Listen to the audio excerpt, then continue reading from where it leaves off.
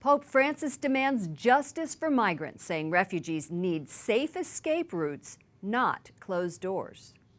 Sento di dover esprimere una particolare preoccupazione per la natura forzosa dei molti flussi migratori contemporanei. The Pope told participants at an international forum taking place in Rome there is an urgent need for coordinated response from politicians, civil society, and the Church. He said the world could no longer sustain economic inequality that destroys the planet and forces people to leave their homes. Vatican correspondent Mary Shovlin joins us from Rome. Mary, it's amazing how many migrants and refugees there are. What did Pope Francis say about this current crisis? Lauren, the Holy Father said the numbers we're seeing right now are the largest, in his mind, in history. Not only the migration of individuals, but entire peoples. And he was condemning that, but he also was pointing to the reasons why these people are fleeing. So in speaking to this group gathered, he not only condemned the fact that so many people are on the move, but he said, remember that they are fleeing war, persecution, inhumane living conditions, poverty, and in some cases, climate change and natural disasters. He pointed out that sometimes this migration is more often than not forced migration. He also says it needs urgent attention and solutions. Does he offer ideas?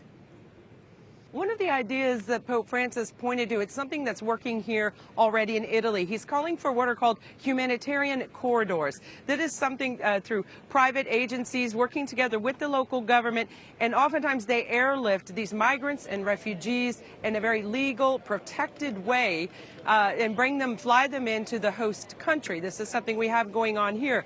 So we'll have Syrian refugees, but they come to us through Greece or through Lebanon, a safe place where they've escaped to, and they're able to get here legally and be protected. This keeps them from falling into the hands of human traffickers and risking a perilous journey at sea that Pope Francis has often pointed to as a graveyard. So it's a safe way to get these migrants to another safe country, safe haven. What is his message to people who are exploiting these migrants and the poor? He devoted part of his speech today to just that. He said it is inexcusable. He demanded justice for people who are exploiting the poor, exploiting migrants, looking for a better life, taking advantage of that for some sort of economical gain. He also decried the fact that half of the world's resources belong to just a handful of people. So again, that's a message he's reiterated throughout the 4 years of his pontificate. So more equitable economic growth for everyone, equitable justice and equal living and better living conditions for the poor. So he took a moment to point that out as well. And he spoke against this sort of hostility that they can face as they go to try to start these new lives, these closed doors that they'll find in their faces. So he's asking for open minds and open doors for people in these devastating situations. Mary Shovlin, EWTN News Nightly Vatican correspondent, thank you for joining us. Thank you, Lauren. Joining us now is Father Michael Czerny, the Vatican Undersecretary for Refugees and Migrants. You're usually in Rome. We're delighted to have you here. Thank you for joining us. Nice to be here. We just heard that the Pope said there needs to be open minds and open doors. What does that mean? It means that our first concern has to be the people themselves. And our hearts have to be open so that we appreciate what they're going through, that we realize that if we were in the same situation, we would do exactly the same thing. And then the doors have to be open because they need someplace to live, someplace to raise their families. The Pope has created a new Vatican office. You've been in charge for about 5 weeks, and it's called the Section for Refugees and Migrants.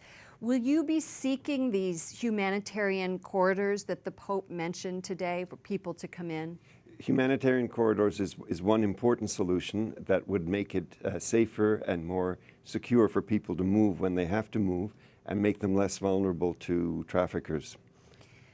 The Pope has also said, and we can put it up here, I think that in theory no one should close their heart to a refugee, but those who govern must also exercise prudence. They should be very open to receiving them, but they should also calculate how they will be able to settle them. I think there needs to be, what he's saying, a balance on Catholic social teaching between people having the right to migrate and people having a right to regulate borders. Well, but that's not the important thing. The balance is a bit of an abstraction. What is really the thing is that when people move, when people come to a new place, they really need to be integrated. It's not just enough for people to come in and then have to fend for themselves.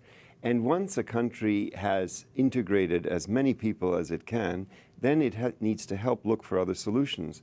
But the question is, how many people can we integrate? And that's not a big policy question. That is a question community by community, parish by parish.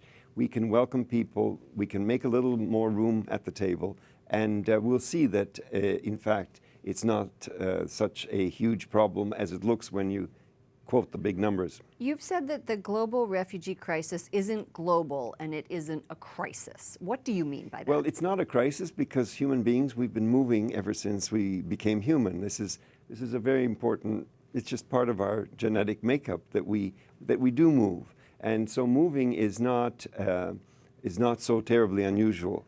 And well, in war, I mean, I think these refugees are moving because they have to. Well, there are many reasons for moving. And again, if you put yourself in their shoes, you'd say, if in the face of religious persecution, in the face of drought, in the face of terrible storms, in the face of chronic unemployment, you would move too. You wouldn't stay and just wait to die. So it's normal. It's not a crisis. And it's not global because it's each family. Each family is facing these issues, and we'll understand it best when we see it from a family's point of view, not when we try to think of 5 million or 50 million people. Right, but we don't see that in the United States. We're not trying to go anywhere. We're not trying to be refugees. And so how do you make that match? How do you try to, we are seeing others in the world, not ourselves, and how do you welcome with these open hearts and open doors? Well, first, one thing is to remember that maybe I wasn't a refugee, but my parents or grandparents were. So many people in the United States today have stories which are very similar to the stories of the people who are coming now. That would be one thing. And the other is, again, if you think of it less as a huge policy issue and more as a question of what could our family do to welcome another family? And then you suddenly see, well, we've got all this stuff, we've got all this space, we've got all this food, we've got... So, and we find that when people are actually facing the reality of a particular family, then it's not a crisis, and it's not global. It's just human. Father Michael Czerny, Vatican Undersecretary for Refugees and Migrants. Thank you so much for joining us. Thank you for the welcome.